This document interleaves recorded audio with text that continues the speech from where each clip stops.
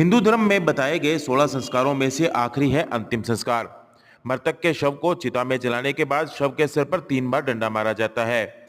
इस कपाल क्रिया को मृतक के कपाल यानी खोपड़ी को भेदने के लिए किया जाता है। कपाल क्रिया करने से मृत व्यक्ति की आत्मा को शरीर से मुक्ति मिलती है। इसके बाद वह परलोक की यात्रा पर निकल पड़ती है। कहते हैं कि सिर के ऊपरी भाग में ब्रह्मरंध्र होता है। आत्मा शरीर को इसी भाग से छोड़कर निकलती है। मगर कई बार मृत्यु के समय ऐसा नहीं होता है, लिहाजा देह त्यागने के बाद भी आत्मा का शरीर से मोह बना रहता है। ऐसे में शव को चिता में जलाने के बाद कपाल क्रिया के दौरान जब सिर पर डंडा मारा जाता है तो ब्रह्मरंध्र खुलने के बाद आत्मा शरीर का मोह छोड़ देती है।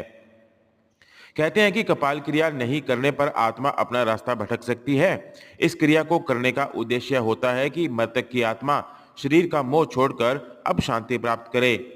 इस क्रिया को मृतक का पुत्र, पिता, भाई या नजदीकी पुरुष परिजन या पुरोहित करता है।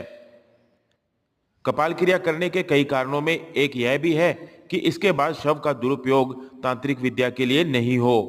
मान्यता यह भी है कि कपाल क्रिया नहीं होने पर मनुष्य को इस जन्म में बुरे कर्मों का फल अगले जन्म में भी भुगतना पड़ता है।